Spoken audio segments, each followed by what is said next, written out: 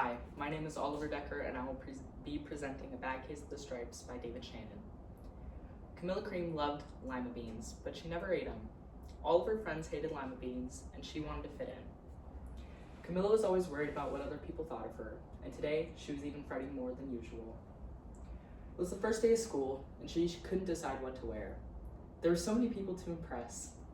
She tried on 42 outfits, but none seemed quite right. She put on a pretty red dress and looked in the mirror. Then she screamed. Her mother ran into the room, and she screamed too. "Oh my heavens," she cried, "you're completely covered with stripes." This was certainly true. Camilla was striped from head to toe. She looked like a rainbow. Mrs. Cream felt Camilla's forehead. "Do you feel all right?" she asked. "I feel fine," Camilla answered. "But just look at me." "You get back in bed this instant," her mother ordered. "You're not going to school today." Camilla was relieved. She didn't want to miss the first day of school, but she was afraid of what the other kids would say. And she had no idea what to wear with those crazy stripes. That afternoon, Dr. Bumble came to examine Camilla. "Most extraordinary," he exclaimed. "I've never seen anything like it. Are you having any coughing, sneezing, runny nose, aches, pains, or uncontrollable twitching?" "No," Camilla told him. "I feel fine." "Well then," Dr. Bumble said, turning to Mrs. Cream, "I don't see any reason she should go to school tomorrow. Here's some ointment that should help clears those stripes in a few days. If it doesn't, you know where to reach me." And off he went. The next day was a disaster. Everyone in the school laughed at Camilla. They called her Camilla Crayon and the Night of the Living Lollipop. She tried her best to act as if everything were normal, but when the class said the Pledge of Allegiance, her stripes turned red, white, and blue, and she broke out in stars. The other kids thought this was great. One yelled out, "Let's see some purple polka dots." Sure enough, Camilla turned all purple polka dotty. Someone else shouted, "Checkerboard," and a powder of squares covered her skin. Soon everyone was calling out different shapes and colors, and poor Camilla was changing faster than you can change channels on a TV. That night, Mrs. Harms, the school principal, called. "I'm sorry, Mrs. Cream," he said. "I'm going to have to ask you to keep Camilla home from school. She's just too much of a distraction, and I've been getting calls from other parents. They're afraid the stripes might be contagious." Camilla was so embarrassed. She couldn't believe that 2 days ago everyone liked her. Now nobody wanted to be in the same room with her. Her father tried to make her feel better. "Is there anything I can get you, sweetheart?" he asked. "No, thank you," sighed Camilla. What she really wanted was a nice plate of lima beans, but she had been through enough, laughed at enough for one day. Well, yes, I see," Dr. Bumble mumbled. When Mrs. Cream phoned the next day, "I think we better bring in the specialists. We'll be right over." About an hour later, Dr. Bumble arrived with 4 people in long white coats. He introduced them to the Creams. "This is Dr. Grope, Dr. Sponge, Dr. Cricket, and Dr. Young." When the specialists went to work on Camilla, they squeezed, jabbed, tapped, and tested. It was very uncomfortable. "Well, it's not the mumps," concluded Dr. Grope. "Or the measles," said Dr. Sponge. "Definitely not chicken pox," put in Dr. Cricket. "Or sunbird," said Dr. Young. "Try these," said the specialist. They each handed her a bottle filled with different colored pills. "Take one of each before bed," said Dr. Grope. They filed out the front door, followed by Dr. Bumble.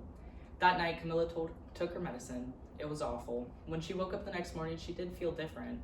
But when she got dressed, her clothes didn't fit right. She looked in the mirror, and there staring back at her was a giant multicolored pill with her face on it. Dr. Bumble rushed over as soon as Mrs. Cream called. But this time, instead of the specialists, he brought the experts, Dr. Gord and Dr. Mellon. Were the finest scientific minds in the land. Once again, Camilla was poked, prodded, looked, and listened to. The experts wrote down a lot of numbers, and they huddled together. Whispered Dr. Gord finally spoke. "It might be a virus," he announced with authority. Suddenly, fuzzy little virus balls appeared all over Camilla. "Or possibly some form of bacteria," Dr. Mellon. "Out popped squiggly little bacteria tails. Or it could be a fungus," added Dr. Gord. Instantly, Camilla was covered in different color fungus blotches. The experts looked at Camilla, then each other. "We need to go over these numbers back at the lab," Dr. Gord explained. "We'll call you when we know something." But the experts didn't have a clue, much less of a cure. By now, the TV news had found about Camilla. Reporters from every channel outside her house telling the story of the bizarre case of the incredible changing kid. Soon, a huge crowd was camped out at the front lawn. The Creams were swamped with all kinds of remedies from psychologists, allergists, herbalists, nutritionists, psychics, an old medicine man, and a guru. And even a veterinarian. Each so-called cure only added poor Camilla's strange appearance until it was hard to even recognize her. She sprouted roots, berries, and crystals and feathers and a long furry tail, but nothing worked. One day, a woman who called herself an environmental therapist claimed she could cure Camilla. Close your eyes, she said. Breathe deeply and become one with your room. I wish you hadn't had said that, Camilla groaned. Slowly, she started to melt into the walls of her room. Her bed became her mouth, her nose was a dresser, and 2 paintings were her eyes. The therapist screamed and ran out from the house. What are we going to do? Cried Mrs. Cream.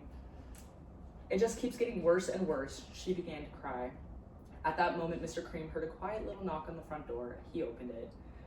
There stood an old woman who was just as plump and sweet as a strawberry. Excuse me, she said brightly, but I think I can help. She went to Camilla's room and looked around. My goodness, she said that with a shake of her head. What we have here is a bad case of the stripes, one of the worst I've ever seen. She pulled out a container of small green beans from her bag. Here, she said, these might do the trick. Are those magic beans? Replied Mrs. Cream. Oh my, no, replied the kind old woman. There are no such thing. These are just plain old lima beans. I bet you'd like some, wouldn't you? She asked Camilla. Camilla wanted a big, heaping plateful of lima beans, more than about anything, but she was still afraid to admit it. Yuck, she said. No one likes lima beans, especially me. Oh dear, the old woman said sadly. I guess I was wrong about you. She put the beans back in her bag, started towards the door. Camilla watched the old woman walk away. Those beans would taste so good, and being laughed at for eating them was nothing compared to what she's been going through. She finally couldn't stand it. Wait, she cried. The truth is, I really love lima beans. I thought so, the old woman said with a smile. She took a handful of beans and plopped them into Camilla's mouth. Said Camilla. Suddenly, branches, feathers, squiggly tails began to disappear. There stood Camilla, and everything was back to normal. I'm cured, she shouted. Yes, said the old woman. I knew the real you was in there somewhere. She patted Camilla on the head. She went outside and vanished into the crowd. Afterward, Camilla wasn't quite the same. Some kids at school said that she was weird, but she didn't care a bit. She ate all the lima beans she wanted, and she never had a touch of the stripes again.